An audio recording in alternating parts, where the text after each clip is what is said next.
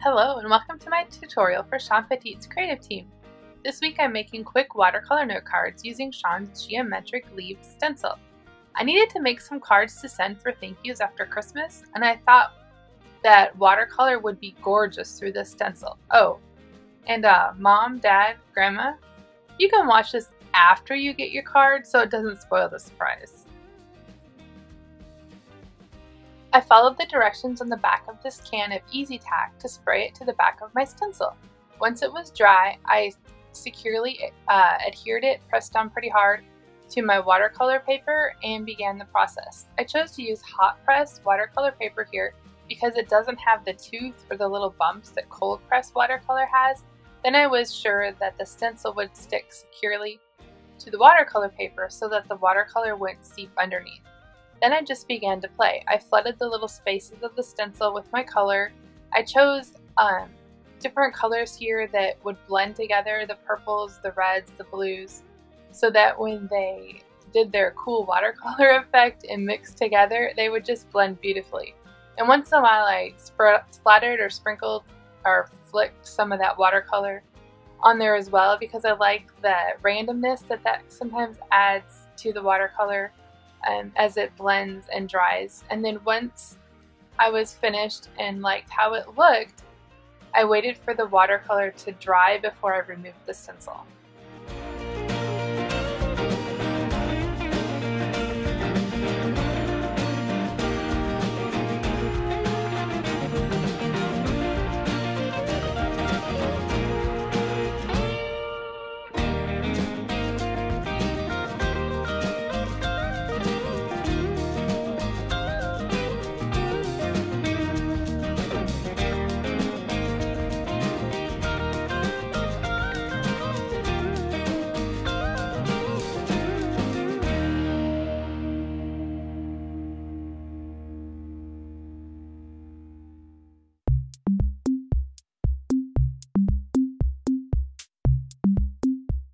So I wanted to do another one using more of a pattern than some random plopping down of color.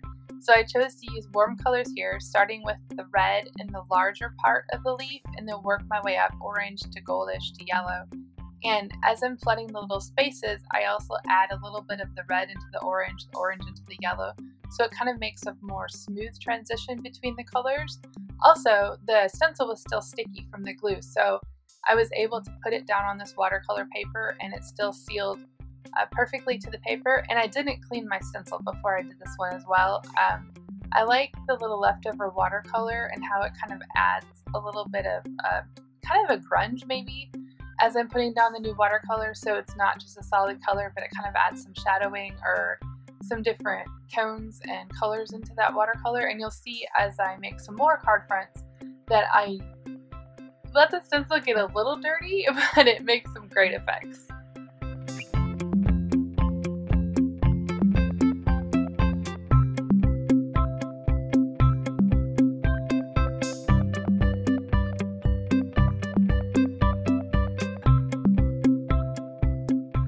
Again, I waited for this to dry completely before I removed the stencil. Through the magic of video editing, you didn't see that drying time, but it is completely dry.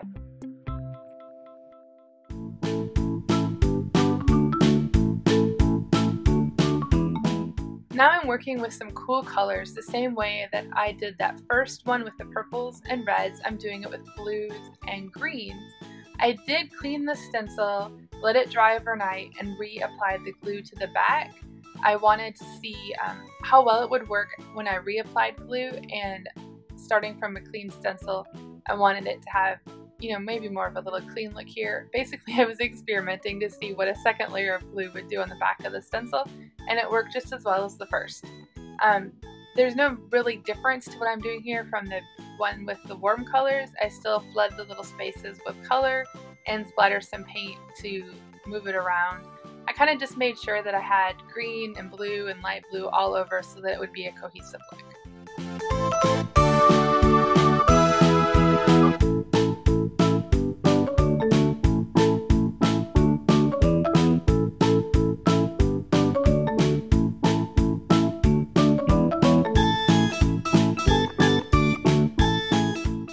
I like to take advantage of the properties of watercolor so that when it's still just a little bit wet, you can put another color in it and it will do its magical blending, and I love how that worked in this project. Once it was completely dry, I removed the stencil and love this one as well as the warm colors.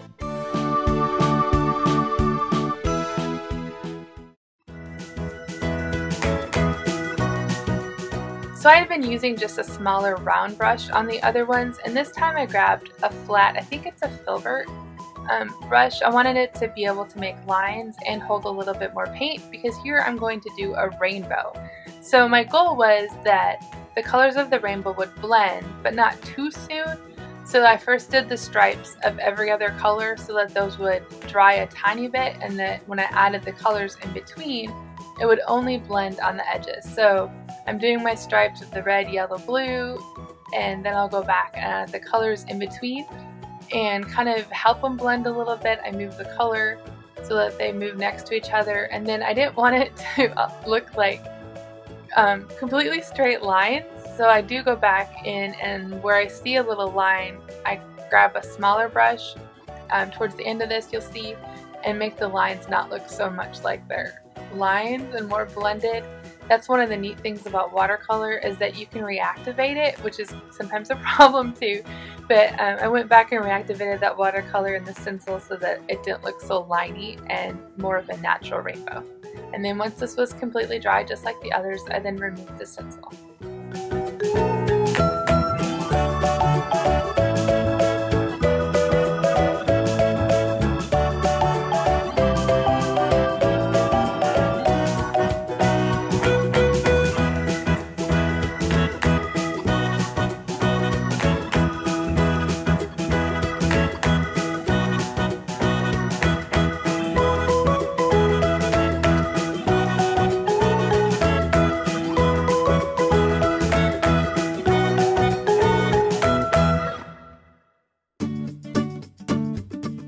So I wanted to play one more time with one of my favorite color combinations. I love the split complementary color palette of red, orange, and purple, and so I wanted to play with that on stripes. I cut the ends of my watercolor paper off the stencil didn't fit on in the first couple, and just stuck those under the stencil, and the glue securely fastened it to the stencil and to my tabletop so that the color didn't seep underneath. I left my stencil really dirty on purpose because I didn't want the colors to be bright. I wanted the leftover paint to help kind of grunge up the colors so that they would, when they blended, they wouldn't be the bright purple and bright. It would mute it or tone it down a little bit. And I do this twice, both with the ends of my paper in this combination, just having fun and flooding those areas, and then when it dries, lifting the stencil.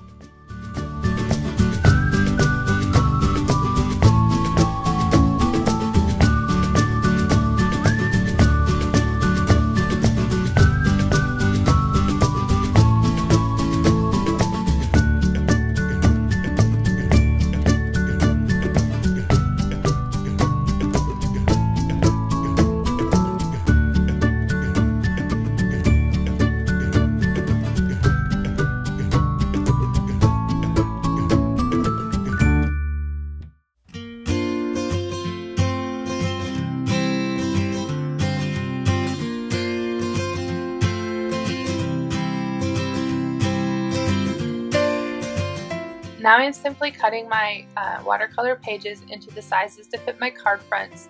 I'm making these A4 size cards, which are 5.5 by 4 1/4 inches, and I cut the watercolor fronts just 1/4 of an inch smaller than that so that it would leave a white border around that card front. I was originally going to put this on colored cardstock, but I actually really liked it on white because it added another white border, which is really natural to how that stencil looked.